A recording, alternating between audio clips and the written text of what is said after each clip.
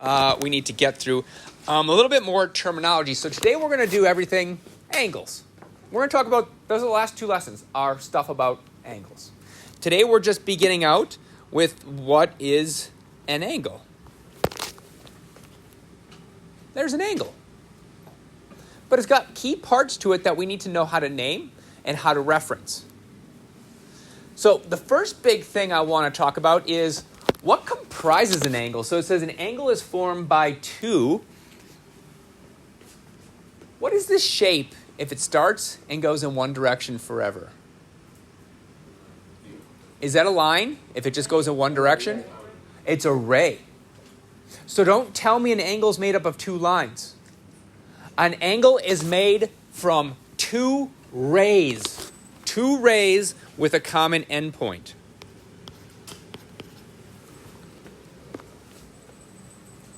Oh, let's reach back for a second.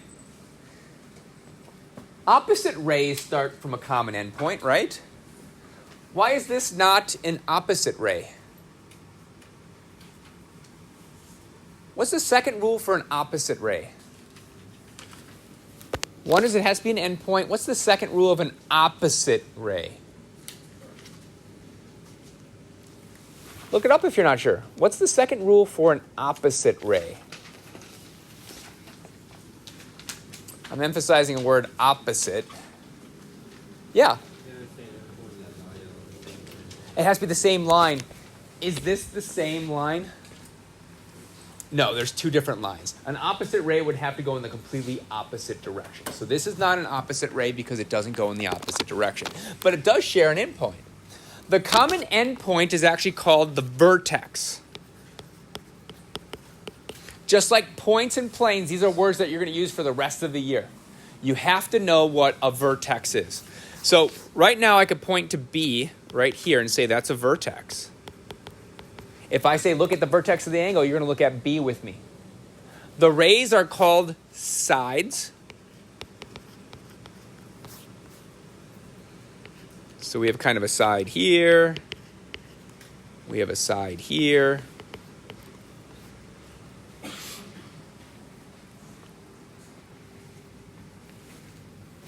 Now, when you name an angle, you need to use three letters. So when you name an angle, it's like naming a plane. You need to use three letters. So name an angle using three letters.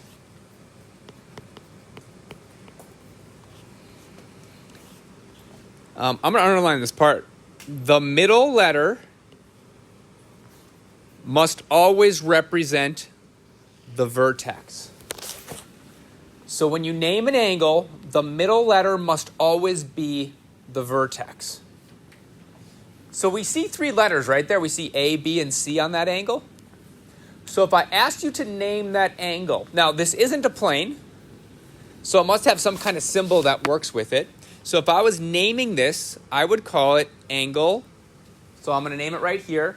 So notice I'm going to put a little angle there saying look for the angle.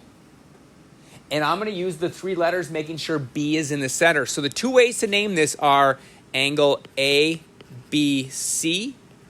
Or I can name it angle C, B, A. The important thing is that middle letter is B. It has to be B. Has to be B. So if I tell you look at angle A, B, C, you already know that B is the vertex. You shouldn't have to look at the picture to know B has to be the vertex. That's the thing we're all going to get wrong. We're just going to pick random three letters. We're going to call this angle B, A, C. That's not this angle. And if you think about it, you have to say it in order as you see it. So I see it as A, B, C or C, B, A. You can't skip across the angle. Follow the lines when naming. There are sometimes you can use a single letter if there's only one angle. If there's only one angle. Let me show an example where you couldn't do that. Here we couldn't use just one letter. So a lot of times I'm just going to use three letters just so we get used to it. But here I can't say look at angle B because there's actually an angle here, and an angle here. So if we go back to this example, see how there's only one angle here? You could get away with calling it angle B. because there's just one of them. But I would get away from doing that because most of the time we're going to need 3 letters. But I'm just saying there is a chance that we could call this just angle B, because if I say look at angle B, there's only one angle here. When referring to the measure of an angle, we use a lowercase m. For example, this is 60 degrees, so we say the measure of the angle ABC is 60 degrees. Or we could have written the measure of angle CBA is also equal to 60 degrees. The key thing is that we need to put a measure in there when I want to talk about the degrees of it. If we're just talking about the angle, we just put angle ABC is something, something, something. If I want to get a number there, we put a measure there. Just like if I'm describing a line, we put a line above it. If I want the measure of the line, I don't put anything above it. There's 4 key angles that we need to know. Does anyone remember what happens if it's a small angle? What was the name of a small angle? Acute. Yep, it was an acute angle. Yep, I'm going to get out of red. Acute is basically anything less than 90 degrees. So remember, 90 degrees is that thing that makes a square. If it's less than that, it's an acute angle. Does anyone remember if it's bigger than 90 degrees? Obtuse is correct. So that's an obtuse angle. Anyone remember what happens if it's exactly 90? And I do want to point out that this symbol tells you that this is 90 degrees. What happens if it's exactly 90 degrees? What was that? It's right. Yep. And the one that's kind of forgotten about, opposite rays. Opposite rays do form an angle. It's exactly 180 degrees. Does anyone remember the name of an angle that's exactly 180 degrees? This one's the harder one to remember. What was that? Nope. It's kind of a useful name. It's called a straight angle. 180 degrees, it just forms a straight line, so it is a straight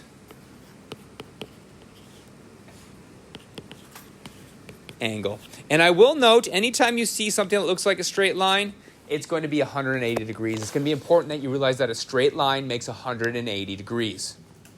That is very, very important because sometimes I don't give you any numbers and you just have to know that that straight line is 180 degrees. I'm never trying to trick you. If it looks like a straight line, it is a straight line.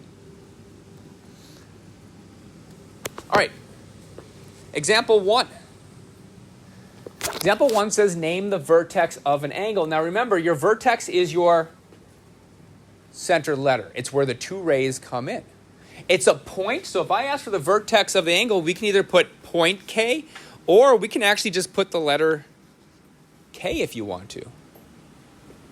Or like I said, you could put point in front of it, but K would mean that we're looking for that point. Name the sides of an angle.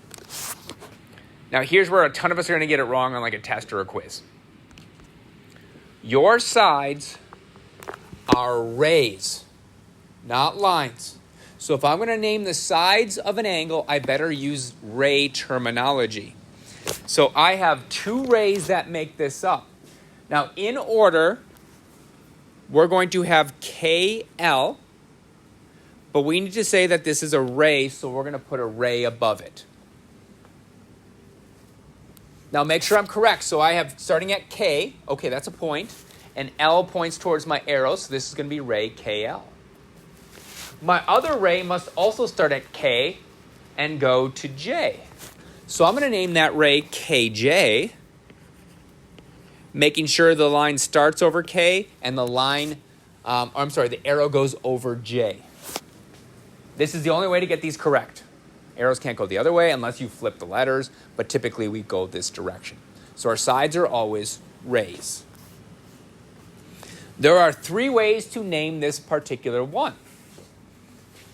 All of them are going to use the term angle, angle, angle. Now remember, the first way you probably want to name an angle is using 3 letters, making sure your vertex is in the middle. So the first way I'd name this is maybe LKJ. And then we could flip it and go JKL. So LKJ could be my first one. And the other direction would be JKL. Realizing that the really important letter is your vertex. I'm actually going to point that out. Hey, that was my vertex that always has to go in the center. How many angles do we see in example 1? Not a trick question. 1, right? So if there's just one angle just hanging out by itself, you can just use one letter. So we could call this angle K. Once again, I don't do that a ton because I don't want you to get confused and start naming everything with one letter because you think it's easier. Because most of the time we're going to have multiple angles all in one picture. So get used to the 3 letters, but know that if it's all by itself just hanging out, we can call it angle K.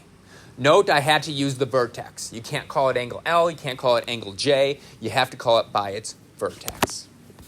All right, last question is classify this. When I say classify this, I mean, is it acute, obtuse, right, or straight? What does that one appear to be? Just think about it for a second and raise your hand if you think you can figure out. Is it acute, obtuse, right, or straight? Remember, don't shout out an answer. Just raise your hand if you think you got it. Chris, what do you think it is? Obtuse. You think it's obtuse? Did you agree with him? You got your hand up. You agree with him? Do we agree it's obtuse? Yeah, I would say it's obtuse because a right angle would be straight down. It's bigger than that, so this would be obtuse.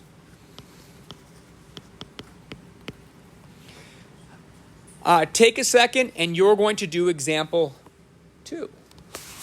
If you haven't already, let's do example 2. I see some of us already have it done. Awesome job. But if you haven't, let's do example. Going back to it. So when we named the vertex, we should have said S. Or you could have did point S. Change yours if it's wrong. Can someone name one side of this angle? Just one side. What's one side of this? Most of us have it right? Yeah. ST. What kind of shape is ST? Yeah, is it a line? Is it a segment? It's a ray. Yeah, perfect. So we'll draw a ray above it. Awesome. Can someone name the other side of it? So I have ST. I completely agreed with that. Yeah, Carolyn. You're going to go with SR. I would agree with that. Is that a line? Is it a segment? It's a ray. All right, can someone name one way? Someone new. Can someone tell me one way to name this angle? And I'll help you out by putting the angle in there. What's one way I can name this angle? Yeah, what do you got? RST, perfect. Thank you. We got RST covered. You got the next one? Yeah. TSR. Awesome. I got one way to name it. Can someone help me out here? Someone that hasn't helped me out yet? You got your hand up, kind of? Yeah. And we're just going to go angle S because there's only one of them. All right, classify the angle. Is this obtuse? Is it right? Is it acute? Is this straight? Yeah. It's a right angle. It's definitely 90 degrees. It is a right angle. All right, that's the beginning of our angles. Now, the next thing we're going to talk about is congruent. We've already said the word congruent before in this class. We said congruent segments have the same length. So that means congruent angles must have the same measure. If one's acute, the other one has to be acute. But basically, if A is 75 degrees, B has to be 75 degrees for them to be congruent. So basically, if the angles are the same, then they're going to be congruent to each other. So this is going to be how we're going to write this. We're going to say if the measure of angle A equals the measure of angle B. In other words, we're basically saying 70 degrees equals 75. We're basically saying 75 degrees equals 75 degrees. That's all measure is. Measure is just a number. It's saying 75 degrees equals 75 degrees. Well, if those two angles have the exact same measure, they're both 75 degrees, then the angles are congruent. Then we can write it as, this is where it gets confusing, and we can write angle A is congruent to angle B, reminding ourselves that this is the symbol for congruent.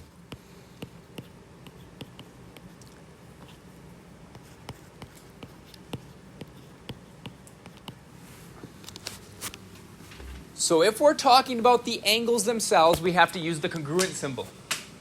If we're talking about the measures, we use the equal symbol. Measures equal. If you're talking about the actual shape, we're going to put that congruent symbol on there.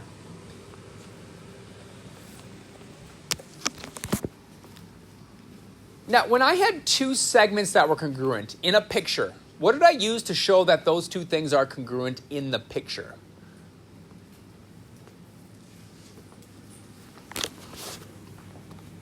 So let me just write what I'm kind of thinking here. I'll go back to that slide.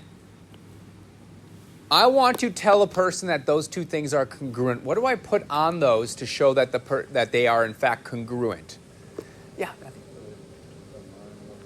We put a line or a tick mark. So we use tick marks if they are segments. If they are segments, we put tick marks on it. Similarly, if I have two angles that are in fact congruent, instead of tick marks, what we're going to do is we're actually going to put arcs on it. So we'll put little arcs just like we would use tick marks. We're going to put little arcs on here to say that these two things are congruent. Just like with tick marks. With tick marks, you put 1 on a pair, you could put 2 on a pair, you could put 3 on a pair. Same thing for arcs. I could put 2, I could put 3, as long as the number you have matches up with the one you want to say are congruent. So when writing, these are going to be our symbol for congruent in a picture. Got to know that. Got to know how to say things are congruent, both in words and on there. You got those symbols down? Okay, I see them now. All right, so that's congruent angles. Does anyone need me to go back? Sorry. If I ever go too fast, just let me know. I'll go back. Okay. I told you one of the key words you need to know throughout this whole thing is bisector. Bisector. Bisector. What do you need to think about when you hear the word bisector?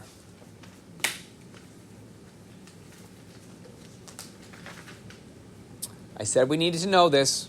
What does bisector mean to you? Yeah. That there's two. That there's two. But more importantly, so it cuts it into two, right? What's important about the two shapes it cuts it into, though?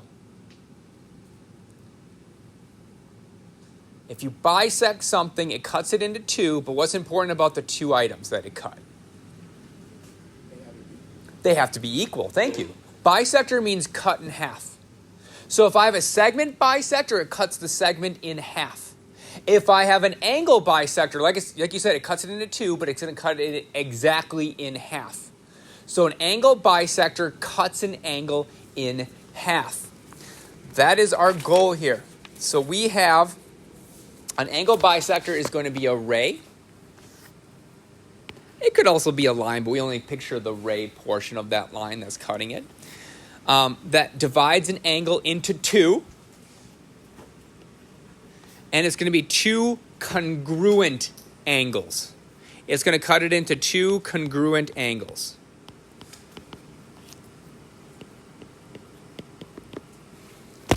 But honestly, our big thing is just you need to know it cuts it in half.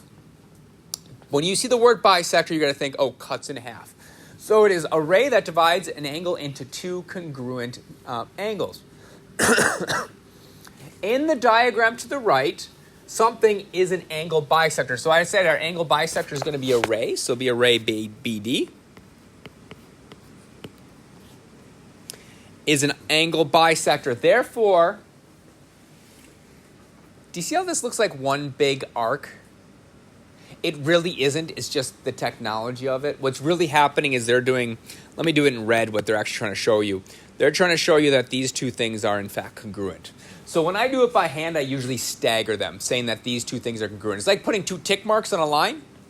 I'm putting two arcs on here saying that this angle right here is congruent to this angle right here. I'll highlight those two angles that we made. So as soon as we draw that ray through there, we can start picturing two individual angles that are congruent. So this would be angle 1, this will be angle 2. So it cuts it in half into two new angles. So therefore, we have two congruent angles. We're going to have angle A, B, D, because remember we need 3 letters. A, B, D.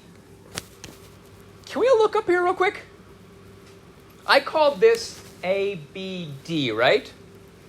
Would it be okay if I called it D, B, A? Would it be the same angle? It actually would, as long as we use the 3 letters and we use that as our main point. So we could call it ABD or call it DBA. It'd be the same thing. That's going to be congruent to the other angle. Can someone name the other angle that I'm looking at? So I said ABD, and there's another one, Matthew.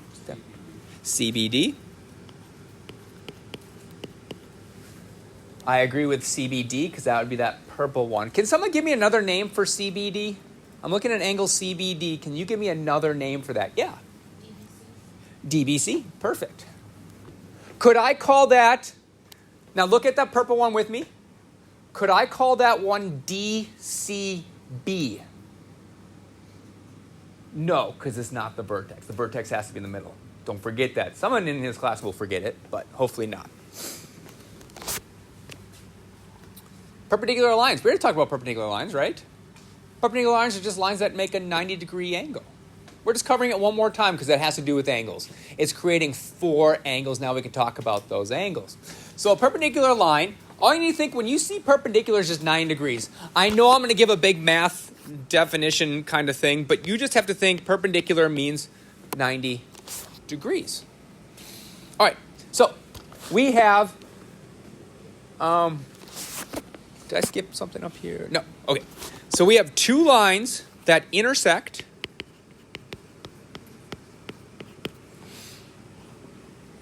at a 90-degree angle. At a 90-degree angle, or we can call it a right angle. I'll put both down here. So I'll put right, and just in case we forget what that means, it means 90-degree angle. Now we are going to introduce something new here. If I want to say something is perpendicular, we have a symbol for perpendicular. It's just an upside down T. An upside down T means perpendicular. Upside down T. So in the diagram to the right, we could say something like line M is perpendicular to line L. That means 90 degrees. So if I ever see this, M, upside down T to L, I just think, okay, 90 degrees. I'll put 90 degrees on.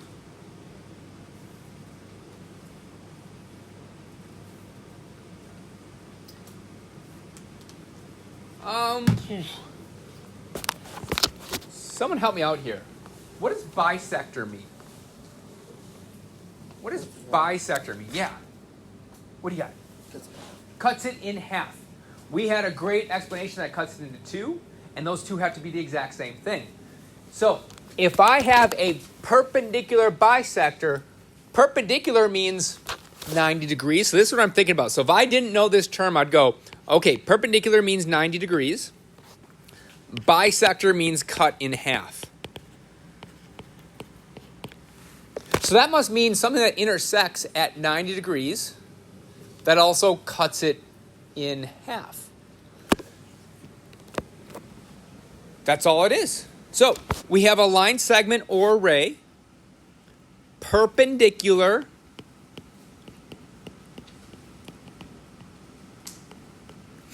to the segment at its midpoint.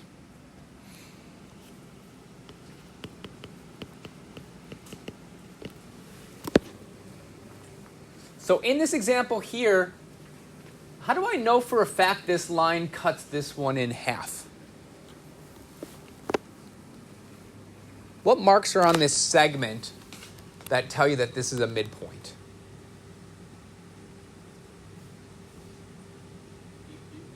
What was that? PQ. What marks are on PQ that I know for a fact that this is a midpoint? Yeah, Caroline. The little tick marks. The little tick marks mean that this has to be a midpoint. Tick marks mean that you have a midpoint. So that means in the diagram to the right, we have a line LM is the perpendicular bisector to PQ. It cuts PQ in half.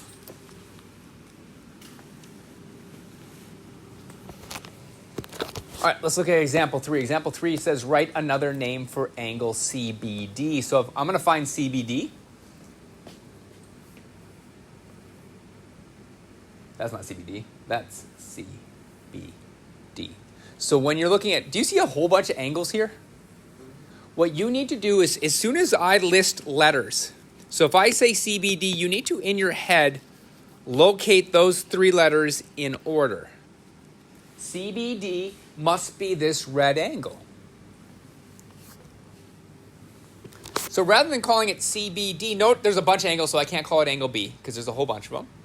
What's another way I can write CBD that would still be correct for that angle?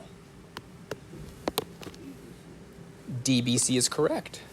Angle DBC. We just got to make sure B stays in the middle. The next one says find the sides of angle EBD. So my job is to locate those letters in order, E, B, D. Yeah. Oh, it's CBF. Thank you. I was zoomed in the wrong part. Thank you very much. I'll go back to that one in a second. Let me finish this one. I'll go back to that one. So this one is wrong. I didn't see the CBF. I thought it said CBD. That's okay. We'll go back. Did it make sense? It worked with CBD, right? We'll go back to that in a second. Let's finish the one I've highlighted. So we're supposed to name the sides of an angle. Now, when I say name the sides of an angle, you better name an ray. You have to name rays. And the nice thing is the rays always have to start with this middle letter. So it must be ray BD and ray BE. So we got BD and BE. So we're going to do ray BD and ray BE.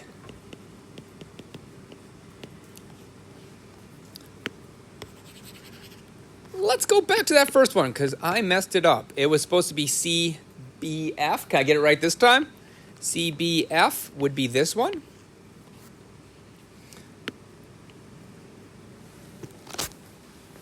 Instead of CBF, can someone name, what else could I name this besides CBF? Yeah, Caroline. FBC, perfect. FBC, now we got that one corrected. All right, classify A, B, C. Hey, I remember last year's test in geometry. I actually had a bunch of these on there where I just had a picture like this, and I would say something like classify these as acute, obtuse, right. That way I'm testing 2 things. Can you read what angle I'm looking for, and do you know what it means? So when I'm thinking ABC, we first have to locate what ABC is. So we follow the letters A, B, C, connecting those lines. What kind, is that acute? Is it obtuse? Is it right? It's straight, yeah. It is straight.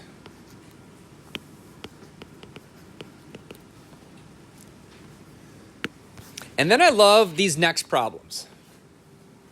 I love the next problems. These always show up on tests as well, where you have to give me examples of things. So this says, give an example of an obtuse angle. That means you need to know what obtuse means. You need to know how to name an angle.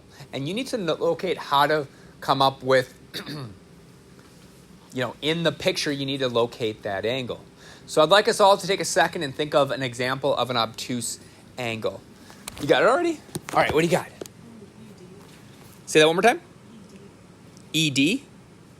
I think I need 3 letters, don't I? EBD, there you go. So let's just retrace. So the first thing you said was EB, right? So if you wanted that to be an angle, since you didn't say B at first, this is what I would picture. Right, because you didn't give me that middle letter. You didn't say go down. But then you corrected yourself and you said EBD.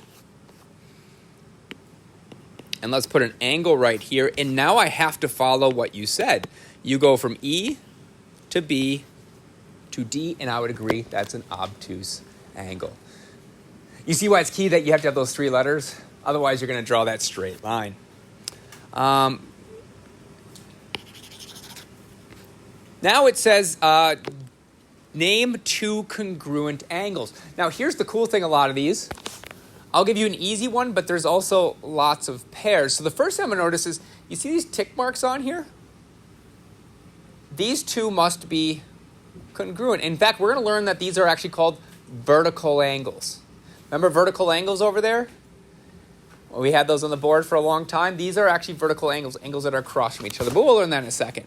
So two congruent angles would be, let's name those two. So I'd say something like angle maybe ABE is congruent to angle, and that'd be CBF.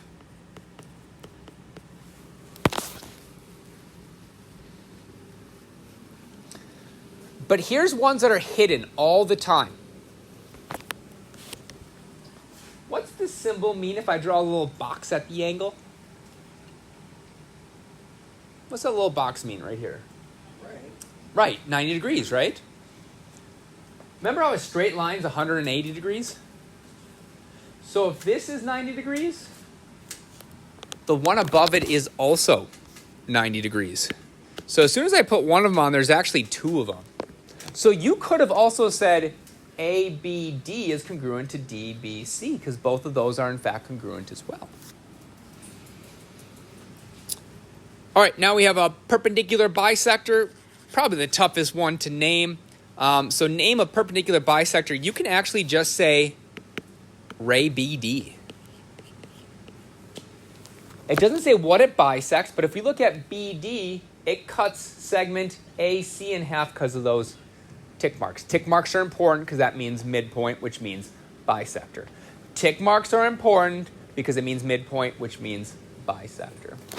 All right, let's take a couple minutes and let's try example 4 on our own or within our pods if you have questions. Make sure you are asking lots of questions if you're not sure of what's going on. Because we got important stuff we have to do this. So if I say name the vertex of angle 2 is right here. The vertex is where the two rays come together, so the vertex would be T. The vertex would just be T for number 2. It didn't ask for you to name the angle, it just asked for the vertex, which is T. I saw some of us name the angle, but it just asked for the vertex. The next one asked for the name of the sides of angle 4. So if I look at angle 4, it's this WTZ. So it's made up of the rays TZ and the ray TW. They both start with T. So for that one, we should have rays TZ and ray TW. Write another name for angle 3. Maybe I should be highlighting these so you can see what I'm talking about. Angle 3 is this guy. We just need 3 letters as long as the vertex is in the middle. So we could call it angle UTZ or angle ZTU. Your choice. I'm just going to pick the first one I said. So I'm just going to go with that angle UTZ. It says give you another name for angle 1. So we just need to locate angle 1. Realize that we need 3 letters. Once again, T has to be the center letter. So we could do YTX or we could do XTY. Now make sure you're putting your angle in front of it. I saw some people writing lines above it. Make sure, because we're talking about an angle, we say angle, and we just use the 3 letters. Let's use XTY. It looked like a lot of us kind of skipped to these next 4. Hopefully we can classify things easy, and these can be easy questions on a quiz or a test. YTW has that 90-degree angle on it, so we should have said that's right. If you put right, you're right. All right, YTU, that looks bigger than 90 degrees, so that'd be obtuse. XTU looks pretty small. That would be a nice acute angle. Oh, it's so acute. And finally, WTX, that is a straight angle. We had some questions on I. I had about 4 questions on I. Now, When I make a perpendicular angle, I'm looking for 90 degrees. So when I say find perpendicular lines, you're locating this shape right here, that 90-degree angle. Our job is to name the two lines that make that angle. Now, I know in the example up here, and I think that's where it got a little confusing, people looked up here, and remember I said M is perpendicular to L? I only could use one letter because they both had lowercase letters by there. If we look at this example, we do not have lowercase letters. So when I'm naming these two lines, let me highlight those two lines. So I'm talking about this line here is perpendicular to this line here. Those make the 90 degrees. We need to use the two letters. I need to say line WX. So we'll do something like this. We'll go line WX, and we'll put the line above it is perpendicular to that other line, which would be YZ or ZY or YT. We can pick any two letters we want, but I need two letters out of there, so I'm going to pick YZ. And we have our perpendicular symbol. Does that, I don't know if you ended up getting it, but does that make sense? Okay. And then it says name an angle bisector. When I say name an angle bisector, you're looking out for these symbols here, that I have two congruent angles. That means that line that cuts it in half would be this ray right here, TU. So the angle bisector would be the ray TU. Now that we saw all of those, do we have any questions? Preguntas? No, we're good? Yeah. The front side, wait, so it matters which way the ray's going? Which way the ray goes? Well, if you flip the letters, so if you would have wrote TS, you just have to make sure the ray goes over the T. So you could, if you flip the letters, you'd have to flip the arrow. Oh, but so when for SR it goes that way, so wrong. So SR has to be written like that. The S has to be underneath the point because the S is the point. That's why I like that you draw that. And then the R has to be underneath the arrow because it's like that. Does that answer your question? Yeah. Okay. All right. We got one more big thing we need to talk about. And this is basically the same thing as segment addition postulate. We're going to have the angle addition postulate. If you remember your segment addition postulate, it was basically if I have two segments, I can add them together and you get our total length. The angle addition postulate says, well, if I have an angle, so picture my hand right here is, 30 degrees. And then I tack on a 15-degree angle. So this is 30, this is 15. What's the big angle then? If I have a 30 and a 15. Yeah, you're mouthing. It's 45 degrees. You just add the two angles together. That's all angle addition is. If I take two angles and paste them together, I make a bigger angle. So if I have a 30-degree angle and a 15-degree angle and I paste them together, I now have a big 45-degree angle. That's all angle addition is. So if D is in the interior of ABC, then we have two angles that are pasted together, creating a bigger one. So basically we have angle ABD. Do I have that right? ABD? Yep. Plus angle DBC equals the bigger angle ABC. But basically it's this angle plus this angle equals that big angle. Just picture my hands being pasted together, creating a bigger angle. I take two smaller angles, paste them together to make a really big angle. So a lot of these are going to have problems like this, where I draw a picture and I ask a couple questions about it. So each time there's a question, we have new measures that we have to figure out. So the first one says, if measure angle ABD, so let's locate that. ABD is this angle here. So right here, they're saying that this one is 48 degrees. And then it says DBC, which is the other angle, is 78 degrees. So I have a 48-degree angle being pasted with a 78-degree angle. What's the big angle that's being created? Remember, I don't care if we use a calculator. You could just plug this in a calculator. But can someone tell me what I would need to do to find it? Even if you don't know the answer, what would I need to do to find this bigger angle? What was that? I heard it over here. I just add them. Angle plus angle equals big angle. So we just have to go, oh, well, that's just 48 degrees plus that 78 degrees. 126 is correct. 126 degrees would be my final answer. It is just angle plus angle equals bigger angle. We should always have our calculators out just in case we have questions and we're just like, I just want to double check rather than doing it in my head. All right, now we have a slightly different problem. This one says DBC is 74 and ABC is 119.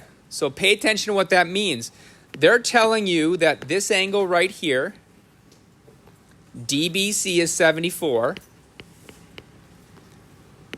but then they tell you the entire angle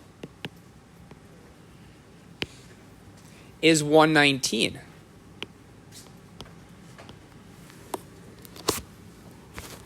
How do I find that missing angle then? You subtract. If I know the whole thing and a chunk of it, to find that missing chunk, you're just going to use subtraction. So you're going to, What was it? Is it maybe? I like it. So we're going to say it's 119 minus the 74 degrees, which is 45. Which is going to be 45 degrees.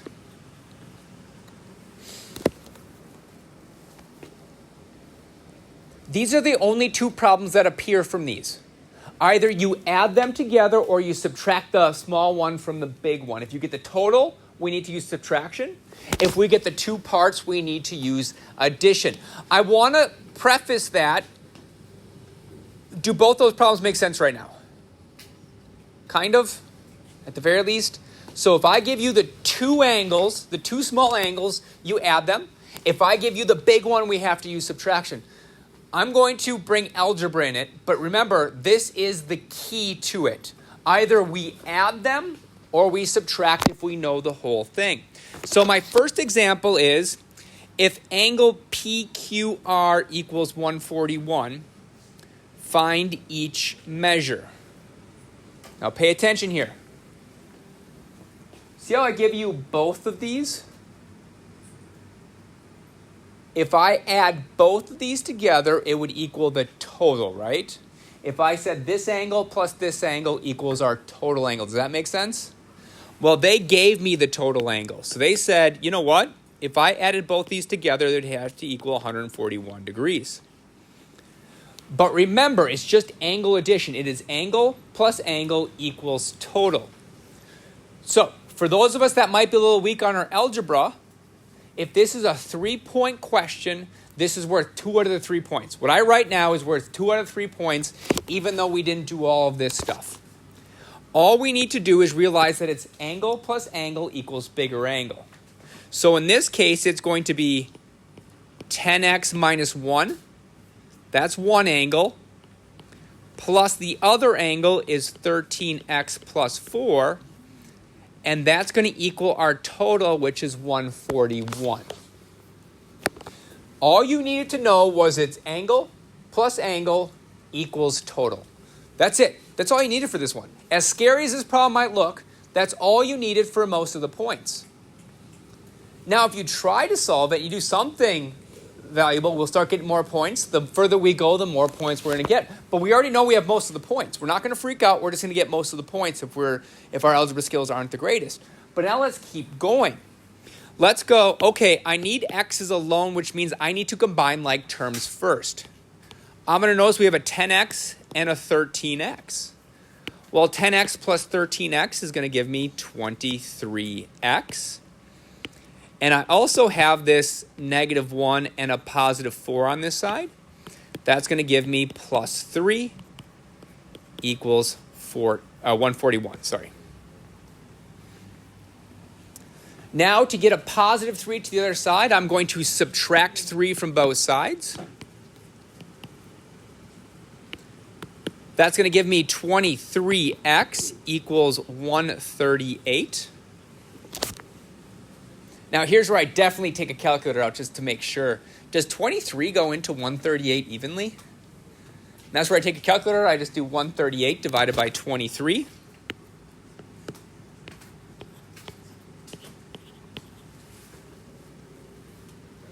Did you get it? How many times does it go in?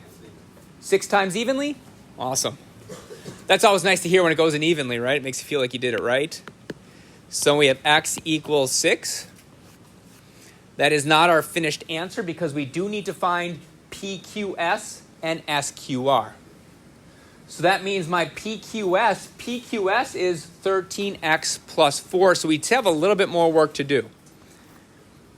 We have the measure of angle PQS.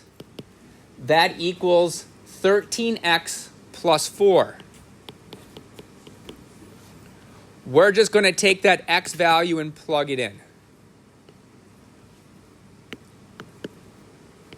We're going to equal 13 times 6 plus 4.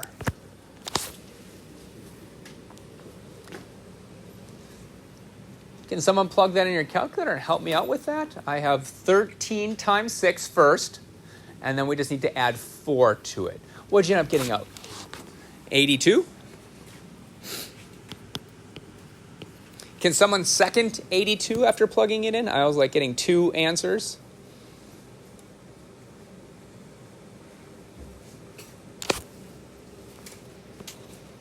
Boy, we're just wasting time. Waiting for someone else to plug it in their calculator. Did you get 82? Oh, yeah. Did anyone else get 82? Yep. Okay, so we got a second on that. Hey, we should all be plugging this calculator because we're going to have to do this on our own. All right, notice if this is 82 degrees, our next one is 10x minus 1. So the measure of angle SQR is going to be 10x minus 1. That is 10 times 6 minus 1, which should be 59. So we have 82 degrees and 59 degrees.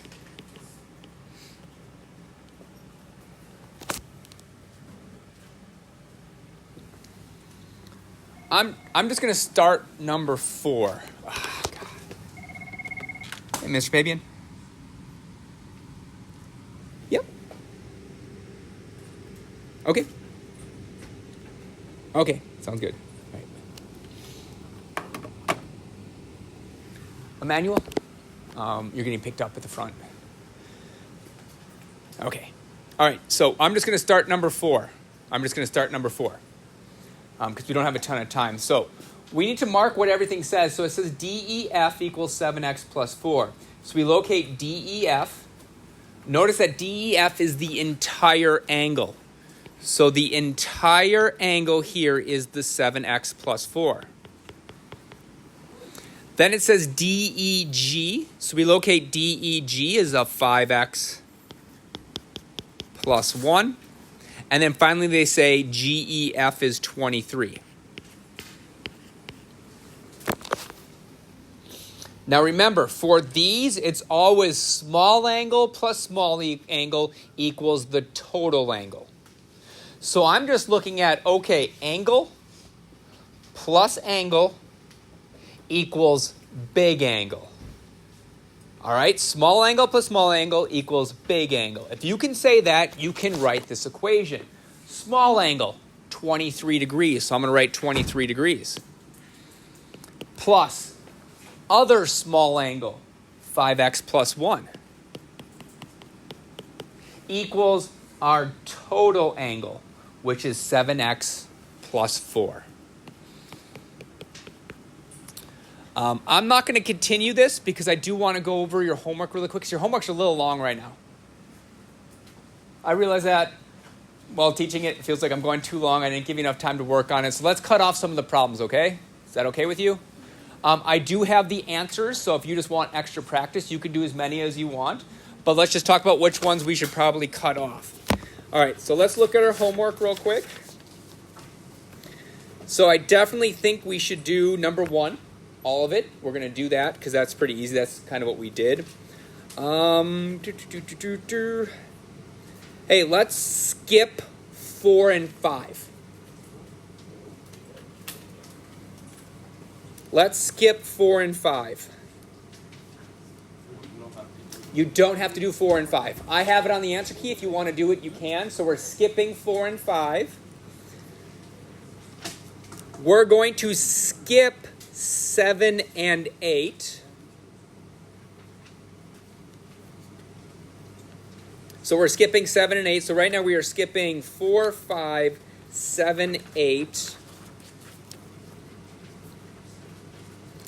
And then how about we finish that last page, 14? How about we finish that by just doing the odds? Just doing odds. So from 11 to 33, just do odds. Does that seem fair? I will have all of the answers. If you're struggling with this, you might want to do some of the extra ones. You're like, oh man, I had to use the answer key for every one of these. Maybe I should try some other ones. What's Thursday? The quiz is on Thursday. Math. Thank you. The quiz will be on Thursday. What we most likely do is we'll do the lesson, and then the back half of the class will be the quiz.